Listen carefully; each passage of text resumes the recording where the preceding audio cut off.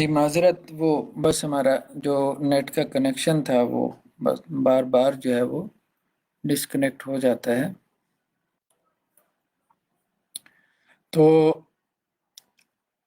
انشاءاللہ سے قادیانیت کے اوپر ہم علیحدہ سے ایک مستقل جو ہے وہ ایپیسوڈ اور پروگرام جو ہے وہ ریکارڈ کر کے اس کو اپنی فیس بک پہ شیئر کریں گے. اس کی وجہ یہ ہے کہ جب سے یہ بات چیت ہوئی ہے کہ ان کو اقلیتی کمیشن میں شامل کرنا چاہیے کہ نہیں کرنا چاہیے، تو بہت سارے سوشل میڈیا پہ ویڈیو کلپس جو ہے وہ گردش کر رہے ہیں، لوگ ہم سے بھی شیئر کر رہے ہیں اور ہم سے کہہ بھی رہے ہیں کہ آپ اس پہ کمنٹس کریں، جس میں قادیانی اسکالر جو ہے وہ اپنا نقطہ نظر جو ہے وہ پیش کر رہے ہیں. تو اس میں کس طرح سے وہ دجل اور فریب سے کام لے رہے ہیں، انشاءاللہ سے ہم اس پہ ایک مستقل جو ہے وہ گفتگو کریں گے. اس کے بعد اگلے رقوع میں ہم یہ دیکھتے ہیں کہ کسی کے گھر دعوت پر جانے کے جو ہے وہ آداب بیان کیے گئے. اللہ کے رسول صلی اللہ علیہ وسلم کے ہاں صحابہ کرام آتے تھے تو بعض صحابہ کرام جو ہے وہ وقت سے پہلے آ جاتے تھے. دعوت کا ایک وقت ہوتا تھا، اس سے پہلے آ کے بیٹھ رہتے تھے، گفتگو کرتے رہتے تھے آپس میں، جیسے ہمارے ہاں دوستوں میں ہوتا ہے گپ شپ لگانے کے لیے ہم لوگ بیٹھ جاتے ہیں، کہیں کسی دوست کے ہاں دعوت کے لیے جائیں یا دعوت کھانے کے بعد گپ شپ میں خوش گپیوں میں ہم لوگ بیٹھ جاتے ہیں. تو اللہ کے رسول کی اب ایک پرسنل لائف بھی تھی. اللہ کے رسول صلی اللہ علیہ وسلم جو ہے وہ اس چیز کو محسوس کرتے تھے، لیکن اپنے مزاج میں بہت زیادہ حیا ہونے کی وجہ سے آپ صحابہ سے کہہ نہیں پاتے تھے. تو اللہ عز و جل نے جو ہے وہ اس پہ یہ آیات نازل کی کہ دیکھو جب تم نبی صلی اللہ علیہ وسلم کے گھر میں جاؤ اور تو وقت سے پہلے نہ جاؤ، کھانا پکنے کے انتظار میں نہیں بیٹھے رہنا، تم نے وقت سے پہلے نہیں جانا. اور دوسرا یہ ہے کہ جب تم نے کھانا کھا لینا ہے تو اس کے بعد پھر تم نے وہاں سے اٹھ جانا ہے، لے جانا ہے، کیونکہ آپ صلی اللہ علیہ وسلم کی اپنی جو ہے وہ ایک پرسنل لائف ہے تو وہ متاثر نہیں ہونی چاہیے. تو یہ اللہ کے رسول کے لیے نہیں ہے، بلکہ ہم عام لوگ بھی جیسے دوستوں کے ہاں، ایک دوسرے کے ہاں، رشتہ داروں کے ہاں ہم دعوت پہ جاتے رہتے ہیں، تو ہمیں ان آداب کا جو ہے وہ خیال رکھنا چاہیے، ان کا ہمیں جو ہے وہ دھیان کرنا چاہیے. دوسری بات جو کہی گئی وہ یہ کہی گئی کہ جب تم نے ازواج مطہرات سے کوئی چیز مانگنی ہو تو حجاب یعنی پردے کے پیچھے سے مانگ لیا کرو.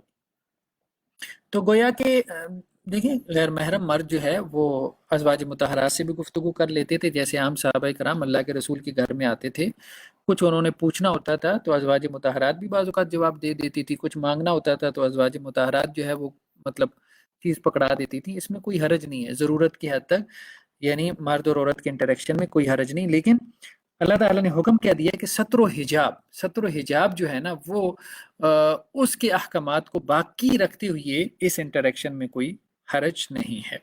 کیونکہ ستر و حجاب کا مطلب یہ ہے نا کہ آپ مرد اور عورت کے درمیان، غیر محرم مرد اور عورت کے درمیان ایک ڈسٹنس ہے، ایک فاصلہ ہے. وہ ڈسٹنس اور فاصلہ پھر جو ہے وہ حدود جو ہے متعین کرتا ہے کہ بھئی یہ حدود ہیں، یہ ہماری لیمیٹیشنز ہیں، اس سے آگے ہم نے نہیں بڑھنا.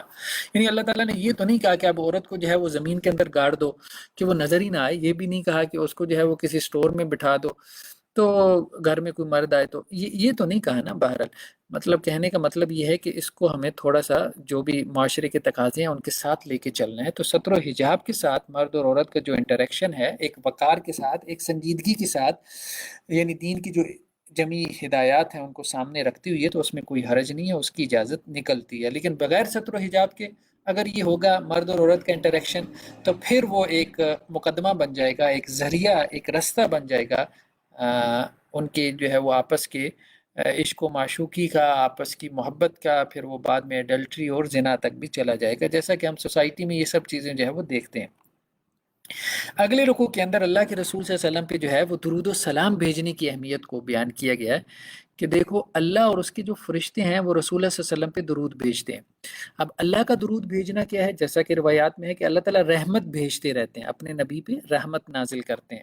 اور فرشتوں کا درود کیا ہے کہ وہ اللہ سے کہتے ہیں یا اللہ اپنے نبی پہ رحمت کر.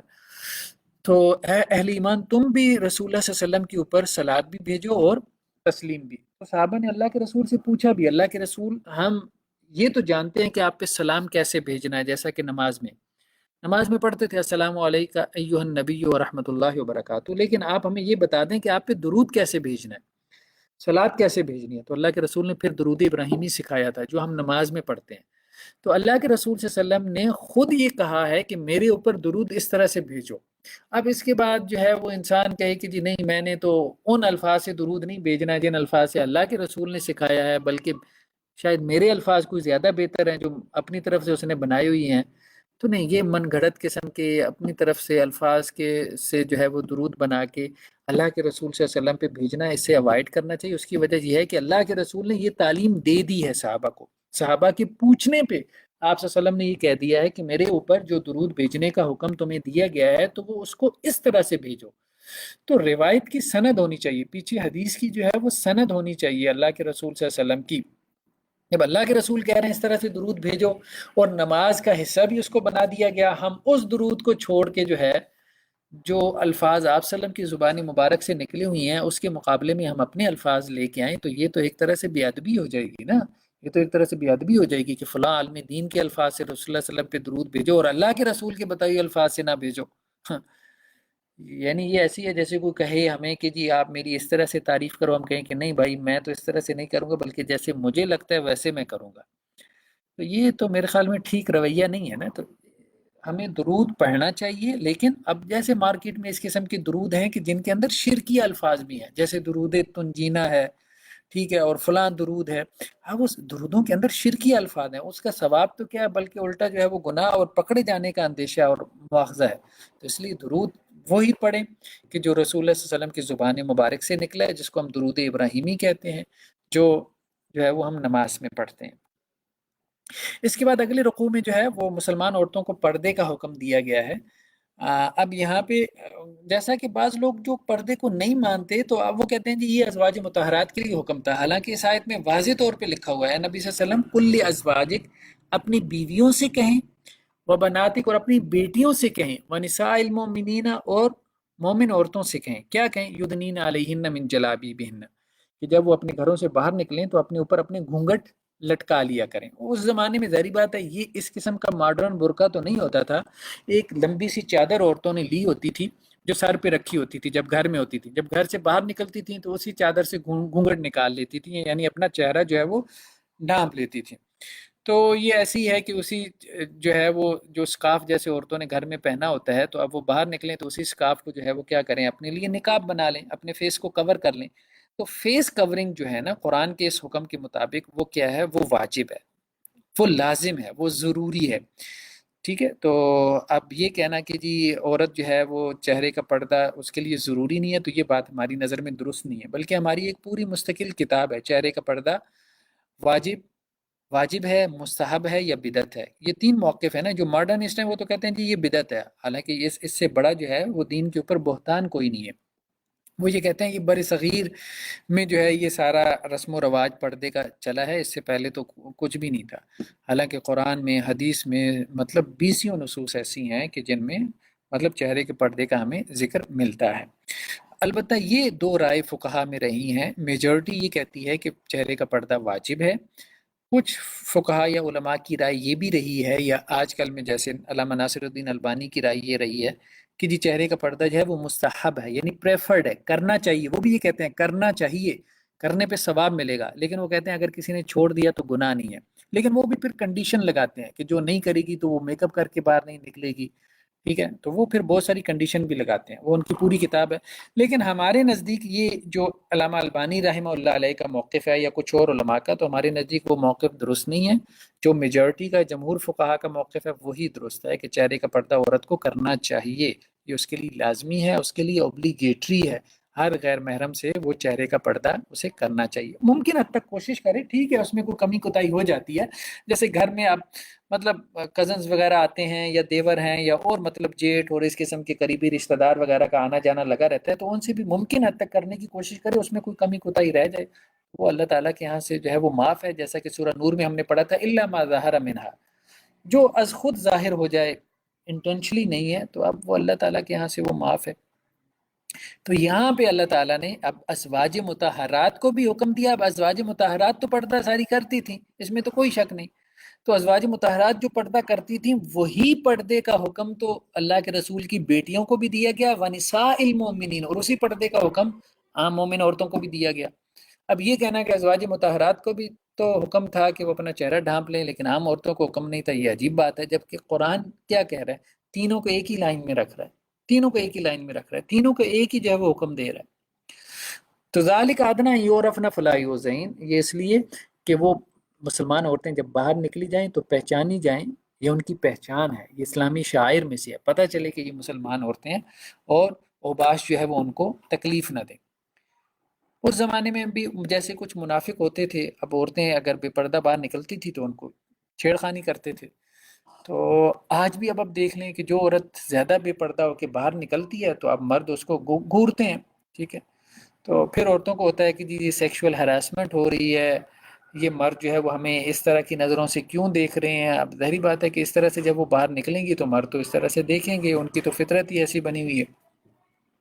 لیکن جو عورتیں جو ہے وہ پردہ کر کے باہر نکلتی ہیں، نو ڈاؤٹ کبھی ان کو بھی کوئی جو ہے وہ بدتمیز چھیڑ دیتا ہے، لیکن اگر آپ اس پہ سروے وغیرہ جو ہے وہ کروائیں تو آپ کے سامنے یہ بات آئے گی کہ بہت کم چانسز ہوتے ہیں کہ کسی کے دل میں ان عورتوں کے بارے میں کہ جو پردہ کر کے نقاب کر کے باہر نکلی ہیں تو ان کو چھیڑنے کے حوالے سے یا ان کے حوالے سے ان کو کوئی جو ہے وہ کوئی طمع، کوئی لالچ پیدا ہو کہ یہاں سے ہمیں کچھ وہ مل سکتا ہے، تو ایسا نہیں ہوتا۔ عام طور پہ بے پردہ خواتین ہی کی طرف جو ہے وہ لوگوں کی رغبت ہوتی ہے، اور ان سے ان کو امید ہوتی ہے کہ یہاں سے ہماری کوئی شہوت، ہماری کوئی خواہش جو ہے وہ پوری ہو سکتی ہے۔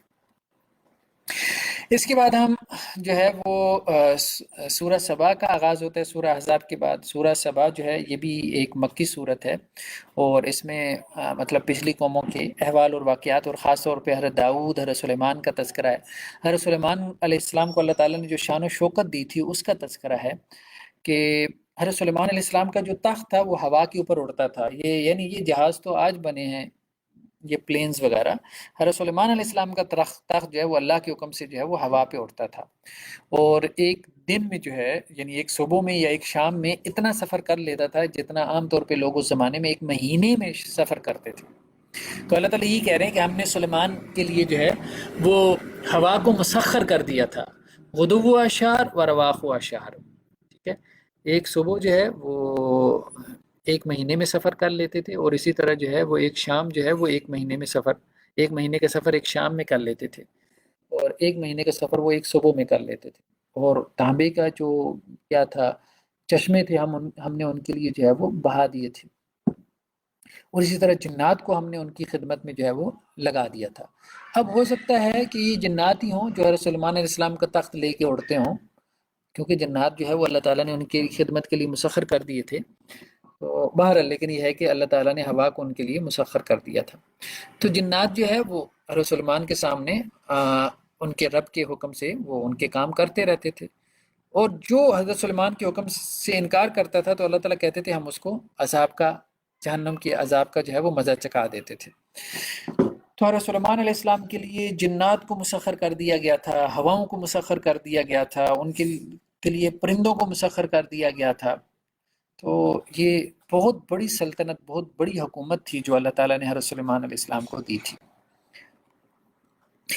اور جنات کیا کرتے تھے حضرت سلیمان علیہ السلام کے لیے؟ بڑے بڑے قلعے، بڑے بڑے مجسمے بناتے تھے، اور بڑے بڑے تالاب، بڑی بڑی دیگیں جو ہے وہ بناتے تھے۔ تو اللہ تعالیٰ نے کہا ہے کہ اے آل داؤد، آپ اس کے اوپر جو ہے وہ اللہ کا شکر ادا کریں، یہ اللہ تعالیٰ کی جو ہے وہ بہت بڑی نعمت ہے آپ کے اوپر۔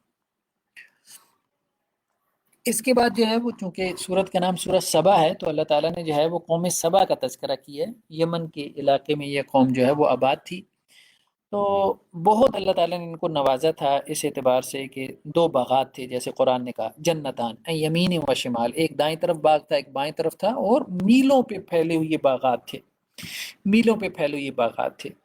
تو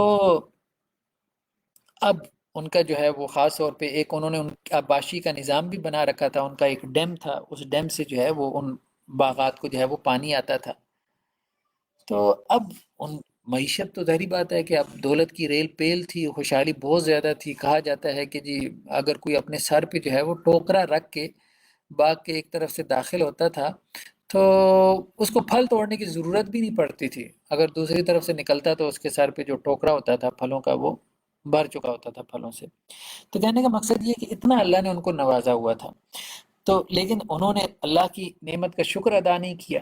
اللہ کی نعمتوں کا شکر ادا نہ کرنے کی وجہ سے وہ بند جو ہے ان کا، وہ جو ڈیم انہوں نے بنایا ہوا تھا پہاڑوں میں اونچی جگہ پہ جہاں سے پانی سارا جو ہے وہ وہ سسٹم ان کا چل رہا تھا، اریگیشن سسٹم تھا، جس کی وجہ سے ان کے باغات جو ہے وہ پھل پھول رہے تھے، تو وہ ٹوٹ گیا، اور پھر اب سیلاب آیا اور اس کی وجہ سے وہ سب کچھ تباہ و برباد ہو کے رہ گئے، وہ ان کے باغات یا آپ کہیں ان کی وہ معیشت جو ہے وہ تباہ و برباد ہو کے رہ گئی۔ تو اللہ تعالیٰ کیا کہہ رہے ہیں، ہم نے ان کو بدلے میں ان 2 باغات کے بدلے میں 2 اور باغات دیے، ذوات اکل حمت واصل وشیء من سدر قلیل، کہ جس میں کڑوے کسیلے پودوں کے درخت تھے، کچھ جھاڑیاں تھیں، کچھ تھوڑے بہت بیری کے درخت تھے، تو یہ ان کا انجام کار ہوا اللہ کی نافرمانی اور اللہ کی ناشکری کی وجہ سے۔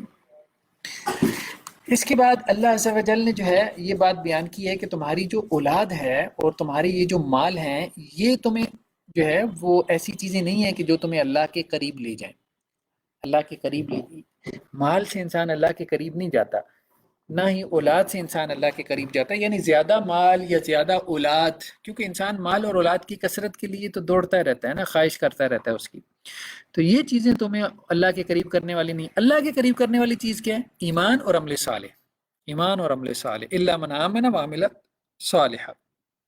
اللہ کا قرب حاصل کرنا چاہتے ہو تو اللہ کا قرب حاصل کرنے کا ذریعہ جو ہے وہ مال اور اولاد نہیں ہے، اللہ کا قرب حاصل کرنے کا ذریعہ ایمان ہے، اور ایمان کے بعد نیک اعمال کرتے رہو۔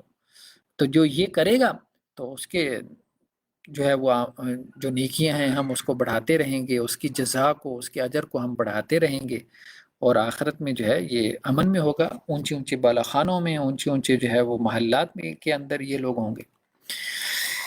اس کے بعد رسول اللہ صلی اللہ علیہ وسلم کی دعوت کا تذکرہ ہے، تو اللہ کے رسول صلی اللہ علیہ وسلم چونکہ دعوت کا کام کر رہے تھے، یہ بھی مکی صورت ہے، مکہ میں خاص طور پہ دعوت کی صورتحال یہی تھی کہ لوگ انکار کر رہے تھے، عام طور پہ بہت کم لوگ تھے جو کہ ایمان لے کے آئے تھے۔ تو یہ بات کہی گئی ان کو کہ اے نبی صلی اللہ علیہ وسلم، آپ ان کو کہیں کہ یہ تم مجمع میں کھڑے ہو کے جو تم انکار کرتے ہو نا، ایک ہجوم کی نفسیات ہوتی ہے نا، آپ مجمع میں ایک بات کریں نا تو کیا ہوتا ہے، ایک بولے گا، پھر اس کے بعد دوسرا بولے گا، پھر اس کے بعد جو ہے وہ تیسرا بولے گا، تو اسی طرح سے لوگ بولتے چلے جائیں گے۔ تو اس لیے ان کو کہا گیا کہ انما اعظکم بواحدہ، میں تم کو ایک نصیحت کرتا ہوں۔ کیا نصیحت کرتا ہوں؟ کہ تم جو ہے نا وہ اکیلے اکیلے یا 2 کر کے کھڑے ہو جاؤ، 2 سے زیادہ کا ہجوم نہ لگاؤ، ٹھیک ہے؟ مطلب 2 سے زیادہ کا یا زیادہ لوگ ہوتے ہیں نا، تو ایک بولتا ہے مخالفت کرتا ہے، یا نہیں وہ غلط کہہ رہا ہے، تو باقی لوگ بھی چل سو چل جو ہے وہ ہجوم کی، موب کی ایک سائیکی ہوتی ہے، تو وہ ہجومی نفسیات میں سارے لوگ ہی انکار کرنا شروع کر دیتے ہیں حق بات کا۔ تو عموماً لوگوں کی اپنی کوئی اوپینین ہوتی نہیں ہے، اپنی کوئی رائے ہوتی نہیں ہے، ساری بات ہے، لوگوں کے پاس کوئی نالج تو ہوتا نہیں ہے، لوگوں کے پاس کوئی علم تو ہوتا نہیں ہے، ٹھیک ہے؟ تو یہاں مثال کے طور پہ یہ ہمیں خود اس کے اندازہ ہوتا ہے کہ اب ہم فیس بک کے اوپر کوئی پوسٹ لگا دیں، اب مطلب لوگوں کا کوئی علمی لیول ہے نہیں، کسی کو سمجھ نہیں ہے، ایک کمنٹ نیگیٹو آتا ہے تو اس کے بعد آپ دیکھتے ہیں کہ نیگیٹو کمنٹس کی جو ہے وہ بھرمار ہونا شروع ہو جاتی ہے، کیونکہ ایک ہجومی نفسیات ہوتی ہے نا۔ تو یہ بات کہے گی رسول اللہ صلی اللہ علیہ وسلم کو، یہ بات کہے گی کہ آپ ان کو کہیں کہ بھائی یہ جو مجموع میں کھڑے ہو کے تم انکار کرتے ہو نا، تو وہ تو مجمع کی ایک نفسیات ہے، ایک گروہی نفسیات ہے، ایک فرقے کی نفسیات ہے، ٹھیک ہے؟ تو آپ کا ایک فرقہ ہے، ایک گروہ ہے، آپ اس فرقے اور گروہ کی وجہ سے اس کے خلاف کوئی بات جاری ہوتی ہے تو آپ کیا کرتے ہو، پورے فرقے کو، پورے گروہ کو جو ہے وہ اس حق کے خلاف جو ہے وہ کھڑا کر لیتے ہو۔ تو اس سے ذرا نکلو، اکیلے اکیلے 2 کر کے سوچو، تو پھر تمہیں یہ بات سمجھ میں آئے گی کہ یہ بندہ جو بات کر رہا ہے، یعنی اللہ کے نبی، اللہ کے رسول، یہ کوئی مجنون نہیں ہے، یہ کوئی دیوانے نہیں ہے، ان کی بات کے اندر وزن ہے، یہ تمہیں جو ہے وہ حق بات سے ڈرا رہے ہیں، صحیح بات سے ڈرا رہے ہیں، اور تمہیں اس سے ڈرا رہے ہیں کہ آگے اللہ کا عذاب ہے، اور اس سے تم ڈر جاؤ۔ تو بہرحال اس آیت کا خلاصہ یہ ہے کہ ہجومی نفسیات سے بچنا چاہیے، انسان کو اپنی رائے رکھنی چاہیے، یہ نہیں کہ ایک نے انکار کیا آپ اس کی بات سرسری سی سن کے آپ بھی اگلے کی بات کا انکار کرنا شروع کر دیں۔ ہاں، آپ اگلے کی بات پہ غور کریں، تو اگر آپ کو لگتا ہے کہ نہیں اس کی بات ٹھیک نہیں، پھر ضرور انکار کریں، اور اگر آپ کو لگتا ہے کہ اس کی بات ٹھیک ہے تو غور و فکر کے بعد، غور و فکر کے بعد، قرآن یہ کہتا ہے غور کرو، غور کرو، ہجومی نفسیات کا شکار نہ ہو۔ اگر اس کے شکار ہو جاؤ گے تو ہو سکتا ہے تم حق بات کا انکار کرنا شروع کر دو، اگر ہجومی نفسیات کا شکار ہو جاؤ گے تو ہو سکتا ہے کہ تم جو ہے وہ باطل کی تصدیق شروع کر دو۔ اس کے بعد اللہ عز و جل نے جو ہے وہ اگلی صورت کے اندر، یعنی سورہ فاطر میں، یہ بات کہی ہے کہ شیطان جو ہے نا، شیطان یہ بہت بڑا دھوکے باز ہے، بہت بڑا فریبی ہے۔ تو اللہ تعالیٰ نے انسانوں کو یہ بات کہی ہے کہ دیکھو بات یہ ہے کہ شیطان تمہارا دشمن ہے۔ جیسے کوئی باپ جو ہے وہ اپنی اولاد کو کہتا ہے نا کہ دیکھو وہ فلاں قبیلہ ہمارا دشمن ہے، ہمارے باپ دادا کی نسل سے ہمارا دشمن چلا آ رہا ہے، فَاتَّخِذُوهُ عَدُوًّا۔ تو اللہ تعالیٰ یہ کہہ رہے ہیں کہ یہ شیطان تمہارا دشمن ہے، آدم سے دشمنی چلی آ رہی ہے، آدم سے، تمہارے باپ سے دشمنی چلی آ رہی ہے یہ شیطان کے ساتھ، تم بھی اس کو اپنا دشمن سمجھو، تم بھی اس کو اپنا دشمن سمجھو۔ دشمن نہیں اس کو سمجھو گے تو وہ تو تمہیں تباہ و برباد کر کے رکھ دے گا۔ وہ بظاہر جو ہے وہ تمہارا دوست بنا ہوا ہے، لیکن وہ تمہارا دوست نہیں ہے، وہ تمہارا دشمن ہے۔ اور شیطان اور اس کا جو گروہ ہے، اس کا جو لو لشکر ہے، وہ تو یہ چاہتا ہے کہ تم سب دوزخ والوں میں سے ہو جاؤ، کیونکہ وہ خود دوزخی ہے، دوزخ میں جا رہا ہے، تو وہ یہ چاہتا ہے کہ تم بھی دوزخی بن جاؤ۔ تو یہ ہر وقت ہمارے ذہن میں مستحضر رہنا چاہیے کہ ہمارا ایک دشمن ہے شیطان، جو گھات لگائی ہوئی بیٹھا ہے کہ ہمیں اس نے جہنم میں لے کے جانا ہے، جو مطلب 24 گھنٹے اس کام کے لیے فارغ ہے، مطلب آپ سمجھے اس کی جاب ہے، اس کی ملازمت ہے، اس کا کام یہی ہے، اس نے مجھے گمراہ کرنا ہے، اس نے مجھے غصہ دلانا ہے، کبھی اس نے میرا ٹیمپر لوز کروانا ہے، اس نے کبھی جو ہے مجھے میرے اوپر خواہش کا غلبہ کرنا ہے، کبھی اس نے مجھے مساوس کے اندر پھنسا دینا ہے، اس نے ہر طرح سے مجھے پریشانی کیے رکھنا ہے، اس نے مجھے آرام سے سکون سے چین سے نہیں بیٹھنے دینا، وہ لگا ہوا ہے کیونکہ اس کی ڈیوٹی ہے، ہر انسان کے ساتھ ایک شیطان لگا ہوا ہے اسے گمراہ کرنے کے لیے۔ یہ بہت بڑی آزمائش ہے، جس آزمائش میں جو ہے وہ ہمیں ڈالا گیا، اور شیطان نے اس کی اجازت مانگی تھی، اللہ نے اسے دے دی، اللہ نے اسے دے دی۔ اس کے بعد اللہ عز و جل نے اگلی آیات میں یہ بات کہی ہے کہ جو بدعتی آدمی ہوتا ہے، اللہ تعالیٰ اس کے لیے اس کی بدعت کو مزین کر دیتے ہیں، اسے اس کی دلیلیں سجھا دیتے ہیں۔ تو اللہ تعالیٰ یہ کہہ رہے ہیں کہ جس کے لیے ہم نے اس کے برے اعمال کو آراستہ کر دیا، یعنی وہ جو کام کر رہا ہے وہ ہیں برے، لیکن اسے لگ رہا ہے یار میں بڑا اچھا کام کر رہا ہوں۔ تو بعض اوقات انسان بدعتی ہوتا ہے، بدعت پہ عمل کر رہا ہوتا ہے، لیکن وہ یہ سمجھتا ہے کہ شاید میں کوئی نیکی کا کام کر رہا ہوں۔ تو اللہ تعالیٰ کہہ رہے ہیں اللہ تعالیٰ جس کو چاہتا ہے گمراہ کرتا ہے، جس کو چاہتا ہے ہدایت دیتا ہے۔ تو اس سے انسان کو جو ہے نا وہ اللہ سے ڈرتے رہنا چاہیے کہ اس کا برا عمل اس کے لیے خوبصورت نہ بن جائے۔ ایک وقت آتا ہے، یعنی شروع میں ہوتا ہے کہ ایک برا عمل انسان کو برا لگتا ہے، اس کے دل میں کھٹکتا ہے، لیکن پھر وہ اپنے نفس کو سلا دیتا ہے، شیطان کے وسوسے میں آ جاتا ہے، پھر اس کا عمل اس کے لیے خوبصورت اس طرح سے بن جاتا ہے، اسے اس کی جسٹیفیکیشن ملنا شروع ہو جاتی ہے، دلیلیں گھڑنا شروع کر دیتا ہے وہ۔ تو نبی صلی اللہ علیہ وسلم کو بھی یہ بات کہی جا رہی ہے کہ اب یہ جو کافر ہیں جو آپ کا انکار کر رہے ہیں، تو اللہ تعالیٰ نے ان کے کفر کو ان کے لیے مزین کر دیا۔ اب انہیں لگ رہا ہے خدا کا انکار کر کے، اللہ کا مذاق اڑا کے یہ بڑا اچھا کام کر رہے ہیں، اور مطلب مولویوں کی جیسے آج بھی کہتے ہیں نا ایتھیسٹ، مولویوں کی چھترول کر رہے ہیں، بڑا اچھا کام کر رہے ہیں، اس پہ شادیانے بجاتے ہیں، وہ خوش ہوتے ہیں۔ تو اے نبی صلی اللہ علیہ وسلم فلا تذب نفسک علیہم حسرات، ان پہ افسوس کر کے آپ اپنی حسرت میں اضافہ نہ کریں، اللہ کو پتہ ہے وہ کیا کر رہے ہیں، اللہ کو پتہ ہے، وہ اللہ نے خود ان کے لیے ان کے برے عمل کو مزین کر دیا تاکہ ان کی واپسی کا راستہ بھی بند ہو جائے، ایمان کی طرف واپسی کا، اور یہ پکے جہنمی بنے اور عذاب کے مستحق ہوں۔ اس کے بعد اگلے رکوع میں یہ بات اللہ عز و جل نے کہی ہے کہ جو انبیاء اور جو اولیاء ہیں وہ قیامت والے دن جو ہے وہ انکار کریں گے اس بات کا کہ جو لوگ ہمیں پکارتے تھے، جو لوگ ہم سے دعائیں کرتے تھے ہمارے دنیا سے چلے جانے کے بعد، ہمارے فوت ہو جانے کے بعد، تو وہ جو ہے ہمیں اللہ کا شریک ٹھہراتے تھے، حالانکہ ہم اللہ کا شریک نہیں تھے۔ تو اللہ تعالیٰ یہ کہہ رہے ہیں کہ اگر تم پکارو ان کو جو دنیا سے چلے گئے ہیں، بھلے وہ نیک آدمی ہیں، انبیاء ہیں، اولیاء ہیں، بت بھی اصل میں کیا تھے، ان کو پتہ تھا کہ بت تو مٹی کے بنائی ہے، خود انہوں نے بنائے ہیں نا، ان کے پیچھے کانسیپٹ تو ان کا یہی تھا کہ بتوں کے پیچھے جو ہے وہ نیک روحیں ہیں جن کے نام کی انہوں نے بت بنائی ہیں۔ ظاہری بات ہے پیچھے وہ پرسنالٹیز ہیں نا، آج بھی ہندوؤں نے جو بت بنائے ہیں ان بتوں کے پیچھے جو ہے وہ پرسنالٹیز ہیں نا، وہ تاریخی طور پہ ان شخصیات کو ثابت کرتے ہیں کہ وہ شخصیات تھیں جن کے ناموں کے انہوں نے بت بنائے۔ تو بیسیکلی تو انسان جو ہے وہ کبھی بھی اتنا بے وقوف نہیں رہا کہ مٹی کے بت سے مانگے، وہ مٹی کا بت تو وہ ایک نشانی کے طور پہ بناتا ہے، ایک علامت کے طور پہ بناتا ہے، بیسیکلی تو وہ مانگ رہا ہوتا ہے وہ نیک روحوں سے، وہ نیک لوگوں سے جو اس کے نزدیک جو ہے وہ نیک ہوتے ہیں اور اللہ کے ہاں مقرب ہوتے ہیں۔ تو اللہ تعالیٰ یہاں پہ بھی کہہ رہے ہیں کہ اگر تم ان سے دعائیں کرو تو وہ تمہاری دعائیں سنیں گی نہیں، اور اگر سن بھی لیں تو تمہیں جواب نہیں دے سکتے، سن بھی لیں تو تمہیں جواب نہیں دے سکتے۔ اور قیامت والے دن بلکہ وہ تمہارے شرک کا انکار کریں گے، وہ انکار کریں گے، یا اللہ ہم تو آپ کے شریک تھے ہی نہیں، یہ بیوقوف تھے، انہوں نے ہمیں شریک بنا دیا، ہم نے تو نہیں کہا کہ ہم آپ کے شریک ہیں، آپ کے پارٹنر ہیں۔ تو اللہ تعالیٰ یہ کہہ رہے ہیں کہ اللہ سے بڑھ کے کون آپ کو ایسی خبریں دے گا؟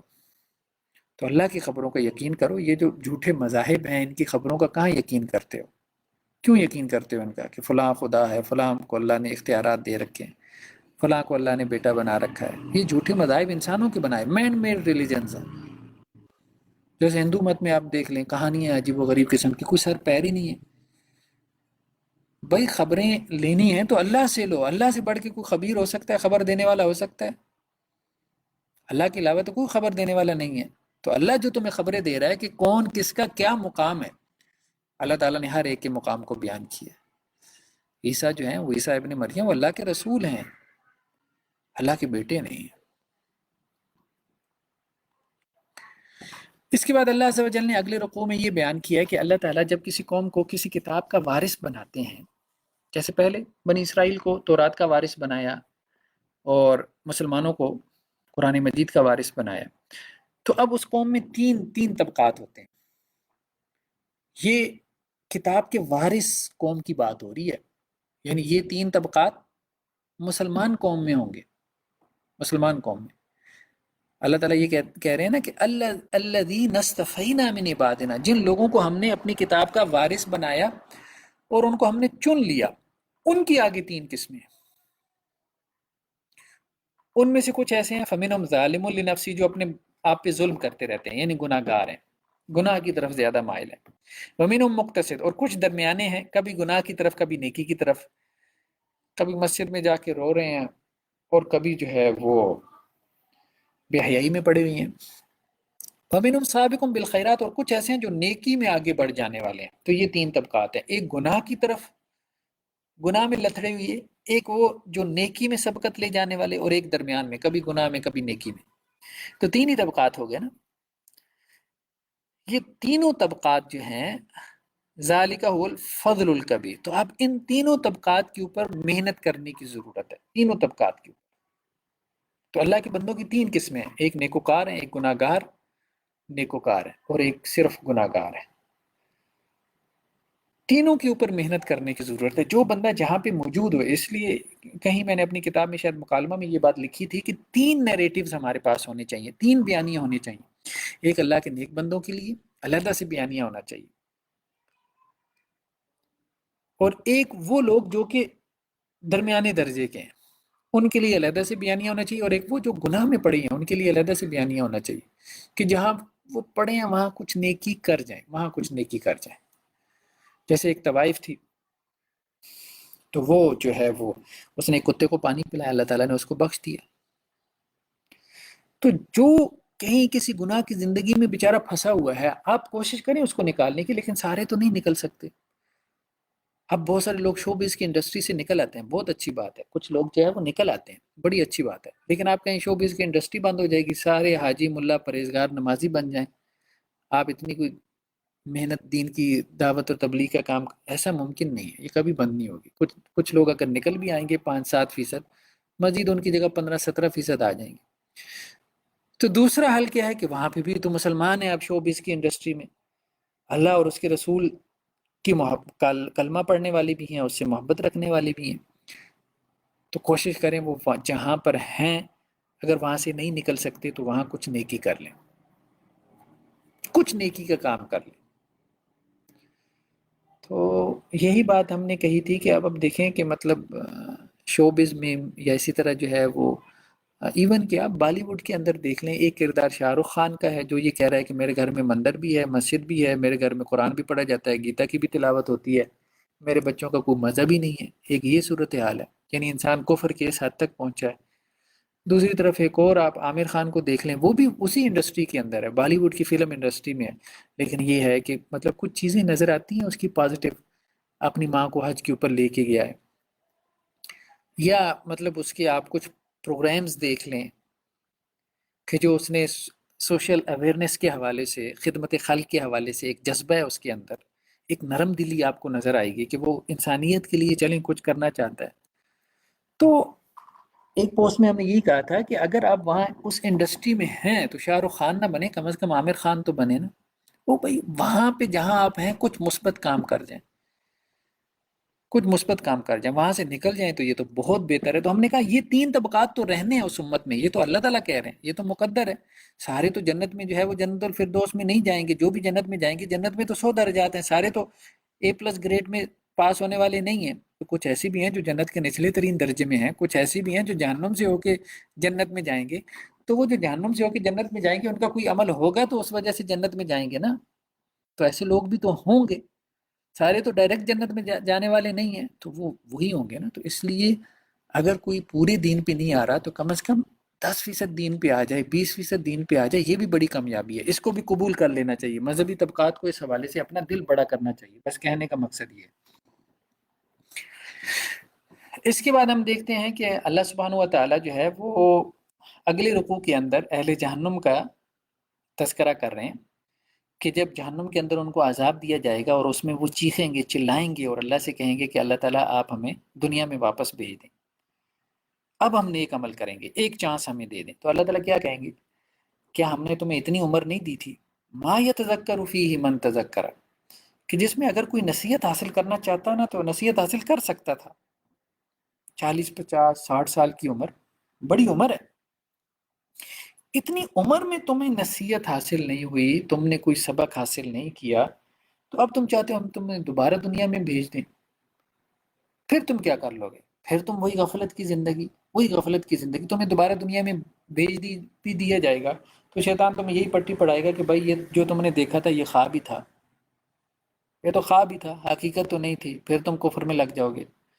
تو اللہ تعالیٰ کہہ رہے ہیں ایک تو ہم نے تمہیں لمبی عمر دی تھی، جیسے کہ بعض روایات میں بھی ہے جس کو 60 سال کی عمر دی گئی اس کو بڑی عمر دی ہے اللہ تعالیٰ نے سوچنے کے لیے، کہ 60 سال میں بھی اس کو ہدایت نہیں ملی، اتنا وہ بدبخت رہا. ویسے تو انسان 40+ کے بعد نا انسان میں میچورٹی آ جاتی ہے، وہ آخرت کے بارے میں سوچنا شروع کر دیتا ہے. یہ بات ہے، یعنی اس کا رجحان آخرت کی طرف ہو جاتا ہے، اسے لگتا ہے کہ اب اس کے پاؤں جو ہے وہ قبر کی طرف جا رہے ہیں. لیکن یہ کہ 60 سال کی عمر تو بہت زیادہ عمر ہے، اس میں بھی اگر کسی کو ہدایت نہیں ملی، جب اس کے پاؤں قبر میں لٹکے ہوئے تھے اس وقت بھی وہ دنیا پرستی میں لگا ہوا تھا. اور پھر تمہارے پاس وجاءکم النذیر، ڈرانے والا بھی آ چکا تھا. نبی سے بڑھ کے ڈرانے والا کون ہے؟ پھر قرآن مجید سے بڑھ کے کون نذیر ہے، ڈرانے والا؟ پھر اس کے بعد علماء ہیں جو نبی کی باتیں اور قرآن کے آیات پڑھ پڑھ کے سنا رہے ہیں اور ڈرانے والے کا فریضہ سر انجام دے رہے ہیں. تو اللہ تعالیٰ کہہ رہے ہیں ایسے ظالموں کی تو کوئی مدد نہیں ہوگی. اس کے بعد اللہ سبحانہ و تعالیٰ آسمانوں کے بارے میں کہہ رہے ہیں کہ آسمانوں کا یہ جو پورا نظام ہے، اب دیکھیں کہ یہ یونیورس کتنی بڑی ہے، بہت بڑی ہے. ہمارا صرف سولر سسٹم جو ہے وہ آپ سائنس کی ایک عام سی کتاب اٹھا کے دیکھ لیں بچوں کی، اور آپ دیکھیں کہ یہ سولر سسٹم جس طرح سے چل رہا ہے اور خاص طور پہ جس طرح سے یہ ڈیزائن کیا گیا ہے، عجیب و غریب بات ہے. کس طرح سے جو ہے وہ زمین اپنے ایکسس، اپنے محور کے گرد بھی گھوم رہی ہے، سورج کے گرد بھی گھوم رہی ہے. ایک خاص جو ہے وہ اس نے ٹلٹ بنایا ہوا ہے سورج کے ساتھ، 23.4 ڈگری کا اینگل ہے جس کی وجہ سے گرمی اور سردی کا موسم بن رہا ہے. ٹھیک ہے. اور پھر وہ سورج سے ایک خاص فاصلے کے اوپر ہے کہ نہ بہت زیادہ گرم ہے نہ بہت زیادہ سردی ہے زمین کے اوپر، پلانٹ ارتھ کے اوپر، اس خاص ڈسٹنس کی وجہ سے. پھر اس کی رفتار کی ایک خاص فریکوینسی ہے، اس سے کمی بیشی ہر چیز جو ہے ہماری لائف کے لیے سپورٹنگ ہے. تو یہ جو گریوٹی ہے، کہنے کو تو آپ کہیں یہ گریوٹی نے یہ سب کیا، بھائی گریوٹی پیدا کس نے کی ہے؟ تو اللہ تعالیٰ یہ بات کہہ رہے ہیں اللہ نے زمین اور آسمانوں کو تھام رکھا ہے. اللہ تعالیٰ آج گریوٹی کو ختم کر دیں، مجھے بتائیں صرف یہ گریویٹیشنل فورس ختم ہو جائے تو کیا ہو جائے گا؟ سب زمین و آسمان درم برم ہو جائیں گے. تو اس گریویٹیشنل فورس کی وجہ سے ہی تو یہ پورا نظام ہے نا، یہ نظام چل رہا ہے. تو اللہ نے زمین اور آسمان کو تھام کے رکھا ہے، تھام کے رکھا ہوا ہے. اور اللہ تعالیٰ نہ تھام کے رکھے تو یہ سب تباہ و برباد ہو جائے. تو اس کے اوپر اللہ کا شکر ادا کرتے رہو. اور آخری رکوع میں یعنی سورہ فاتر کے آخری رکوع میں اللہ تعالیٰ یہ بات کہہ رہے ہیں کہ اگر اللہ تعالیٰ انسانوں کو گناہوں پہ جلدی پکڑ لے، ویسے تو اللہ تعالیٰ جلدی نہیں کرتا انسانوں کو گناہوں پہ پکڑنے میں، لیکن اگر اللہ تعالیٰ انسان کو کسی گناہ پہ فوراً اگر پکڑ لے جیسے دنیا میں تو یہی ہوتا ہے نا، اگر کوئی مجرم جو ہے وہ جرم کرتا ہے تو اس کو فوراً پکڑ لیتی ہے، پولیس پکڑ لیتی ہے، مطلب اگر واقعتاً وہاں لا اینڈ آرڈر کی سچویشن جو ہے وہ اچھی ہو۔ لیکن اللہ تعالیٰ جو ہے وہ عام طور پہ گناہ پہ فوراً نہیں پکڑتے، ڈھیل دیتے ہیں۔ تو اللہ تعالیٰ کہہ رہے ہیں اگر ہم فوراً پکڑ لیتے تو روئے زمین پہ تو کوئی چلنے پھرنے والا نظر ہی نہیں آتا، یہ ساری گناہ گار ہیں، ساری گناہ گار ہیں۔ تو اللہ تعالیٰ ڈھیل دیتے رہتے ہیں ایک وقت مقرر تک کے لیے، اللہ نے مہلت دے رکھی ہے، اور اس وقت تک اللہ تعالیٰ نہیں پکڑتے۔ کوئی توبہ کر لے تو کر لے، ہاں جس کا وقت آ جاتا ہے تو پھر اس کو پھر مہلت نہیں دی جاتی، پھر وہ جتنا مرضی چیخے چلائے، جتنی مرضی منت سماجت کرے، جب اس کی موت کا وقت آ جاتا ہے پھر اس کو مہلت نہیں ملتی۔ تو خیر بہرحال یہ کچھ مقامات تھے 22ویں پارے کے حوالے سے۔ تو اللہ عز و جل سے دعا ہے کہ اللہ تعالیٰ جو باتیں کہی گئی ہیں سنی گئی، اللہ تعالیٰ ہم سب کو ان کے اوپر جو ہے وہ عمل کی توفیق عطا فرمائے۔ جزاکم اللہ خیرہ، السلام علیکم ورحمۃ اللہ وبرکاتہ۔